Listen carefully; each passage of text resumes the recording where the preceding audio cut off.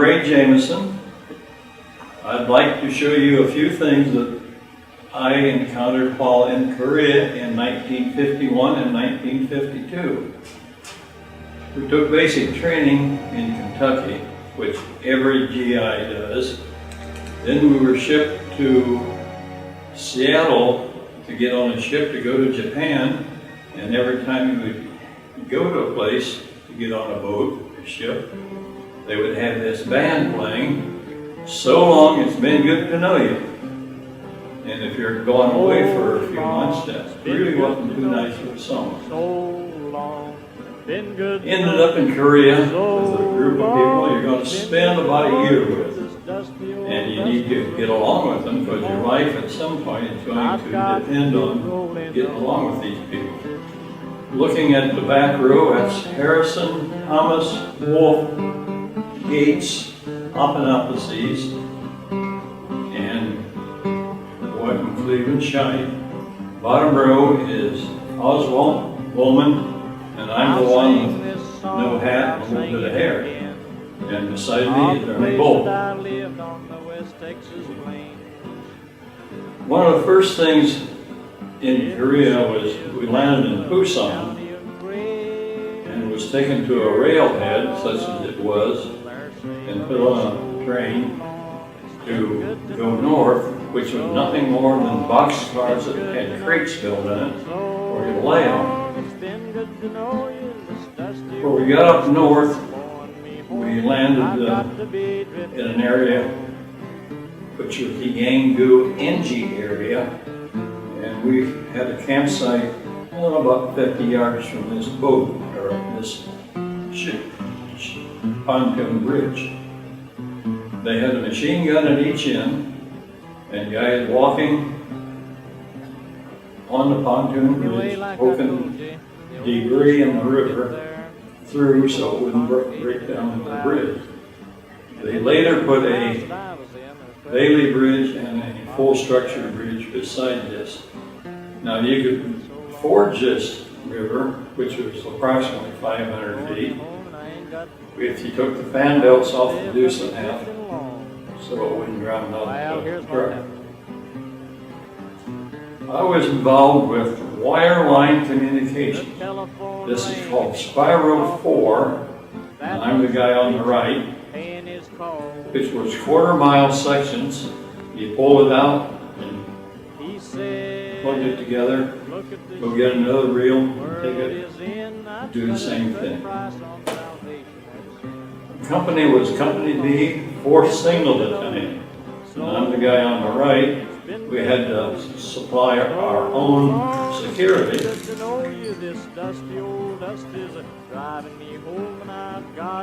That's myself on guard duty. That's not the outhouse, that's the guard shack.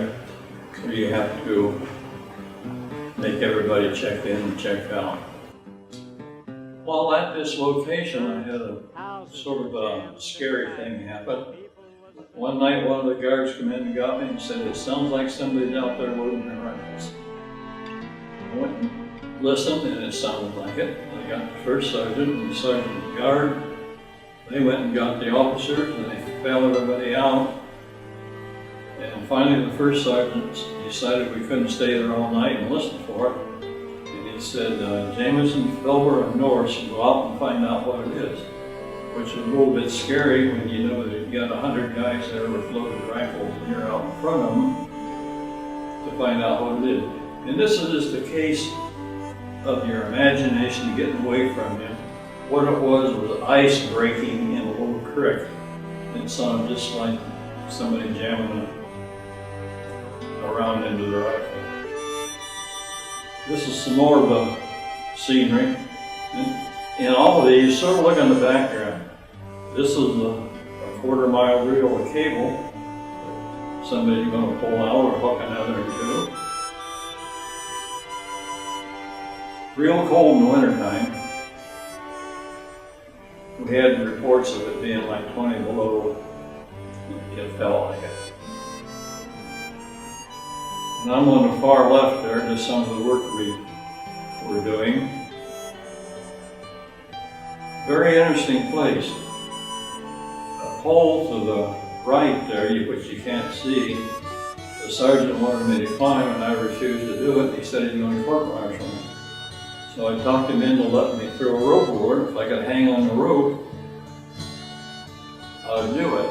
Well, we threw a rope over, and the whole system came down. So I got out of the court-martial the whole thing came down. Here's a guy on a pole. We did that type of work. And I tell people, you didn't have to be crazy to do this, but it sure helped a lot. Bloody Ridge Boulevard. There was a nasty battle. We were working the road going up to it, communication line, and they would have their grave registration trucks come with dead bodies in it, and what you do as a GI, when any one of those trucks go by, you just come to attention, salute it, and after the truck is by, you go back to work. This is I in the Jeep. Didn't have any glass in the Jeep, and I'll show you the gun later on that took the glass out. I was driving the Jeep, and a 2.5 ton truck passed me, and I said, I know that driver, and I turned around and took after him. And it turned out to be Keith Bibler from Arlington, Ohio. We visited a couple minutes, got in our vehicle, and went on our way. Some of the architecture around Seoul and the Far East was like this. Seoul was overrun 4 times. Army going south, an army going north, an army going south, an army going north. So you can imagine there's going to be a lot of damage, and this is just sort of common. Some more damage, some more damage. And particularly with the young folks, I say this is myself with a cigarette, and I try to get across to the kid that smoking cigarettes is not good for you. We had a place where we were involved with the Turkish outfit. They are a real hard-nosed group of people. They sent us to Seoul one time, Incheon, to pick up a little lumber. And on the way there, we had to go through Seoul. And it was people coming out from everywhere. It got to the point we couldn't even drive our vehicles. And what it turned out to be, President Syngman Rhee and General James Van Fleet were having a rally for the people of Seoul. After the rally was over, everybody just disappeared. We couldn't move the vehicle because there's so many people, and the MPs come by and said, lock and load, keep a low profile, and don't fire unless fired upon. So the typical little family. In the eastern part where I was, there was very little of this. It must have been somewhere close to where I was, but that's Sergeant Ashby in the background.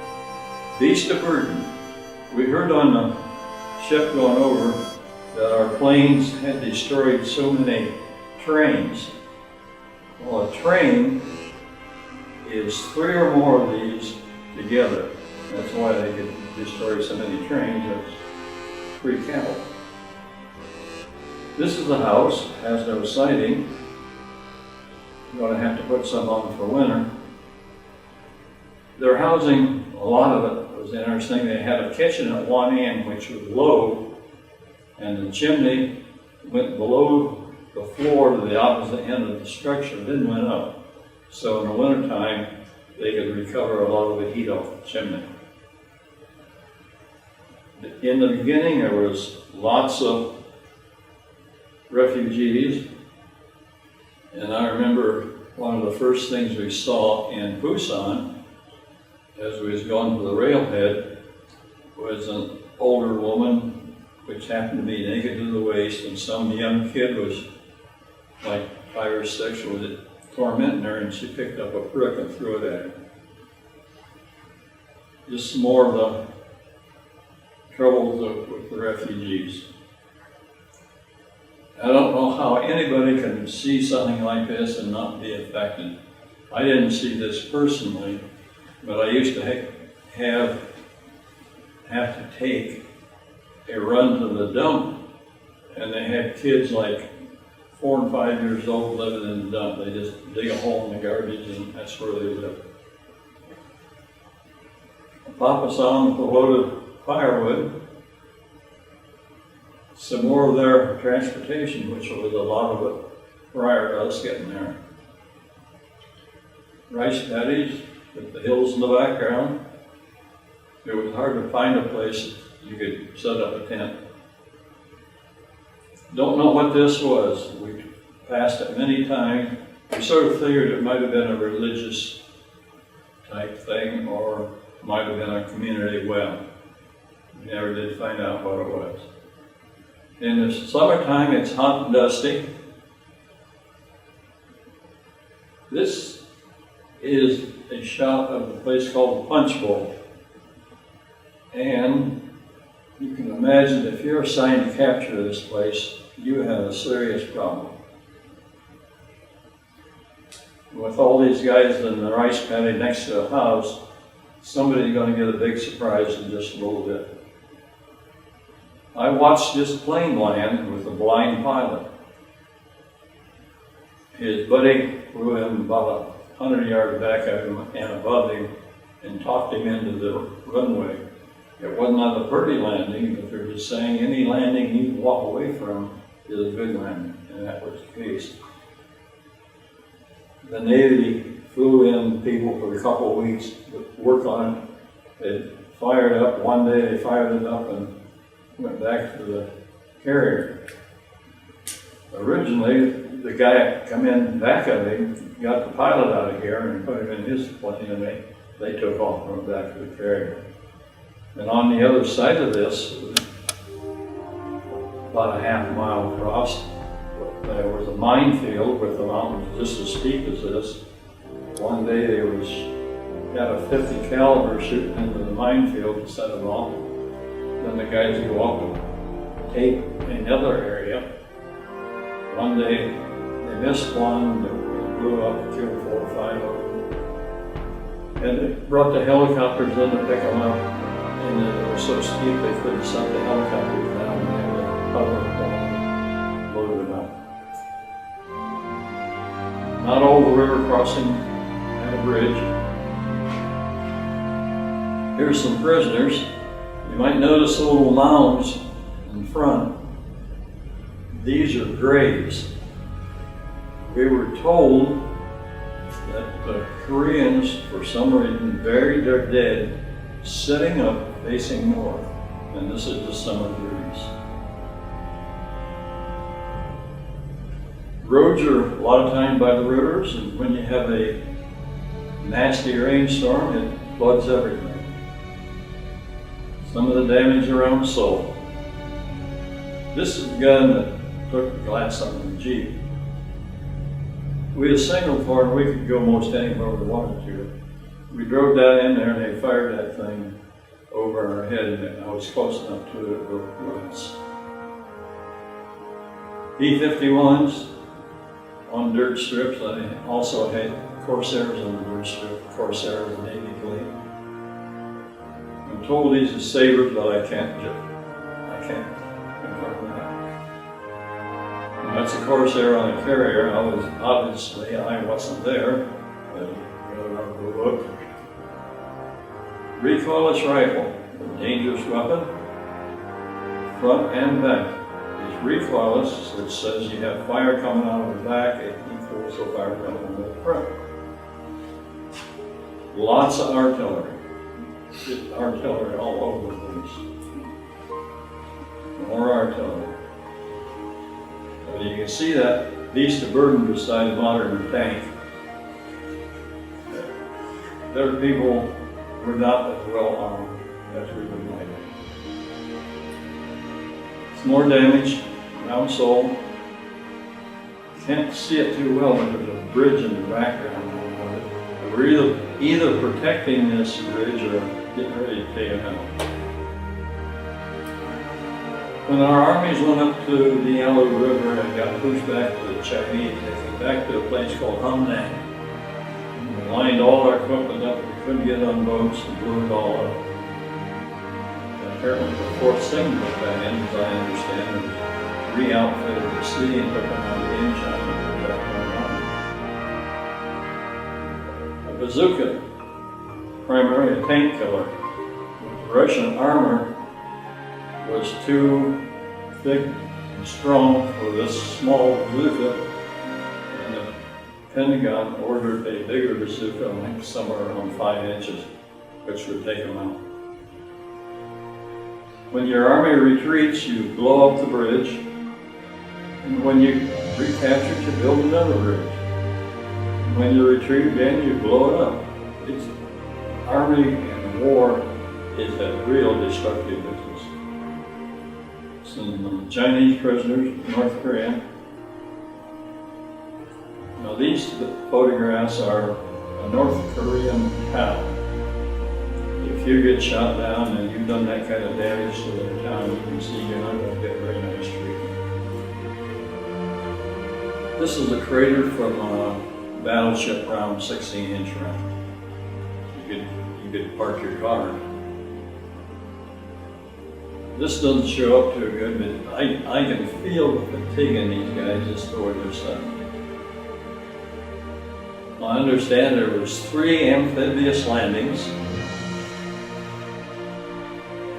and some more damage to North Korea. More damage. Helicopters. Now, helicopters were used to transport wounded primarily. Hospitals. Another shot of the guy getting loaded onto the litter. Okay. And this is the operating room. An operating room can be most anywhere. If they could find a bank and get into the vault, that was sort of a safe place for them. But most of the time it was a tent or any building they could get in. When you're under that type of stress, if you can get some religious guidance, you're going to take it anytime, any place. I'm no hero. The heroes are here. If you ever get a chance to go to the Arlington National Cemetery, please do it. It's breathtaking. Same group of guys, both apart. There's 2 or 3 changes. Near the end of our service. And these next few slides were taken out so we could show it to young people, but the principals don't want us to show dead bodies to their students. This body was used early on in the war as propaganda. There's a guy with his hands tied behind him and shot in the back of the head. Mass graves. Not always on the mass graves, very well cared for.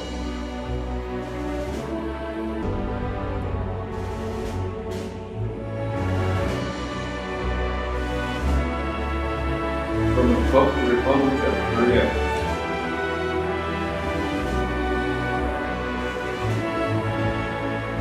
National Defense. And this one is from the Korean consulate. I received that for doing a program on the schools.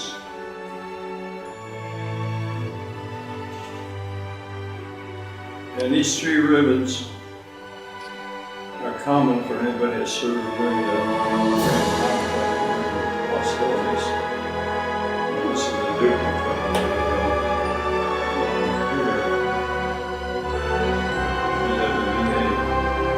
and this star is called a non-battle star. It really didn't have to be in a battle. If you was in that area when the generals declared it a battle zone, then that's what you got on the ribbons. These 3 ribbons are real common for anybody that's served in Korea in the early 50s. And I can't even read now. my view on medals is, the medals and $5 and you get a cup of coffee about it anyway.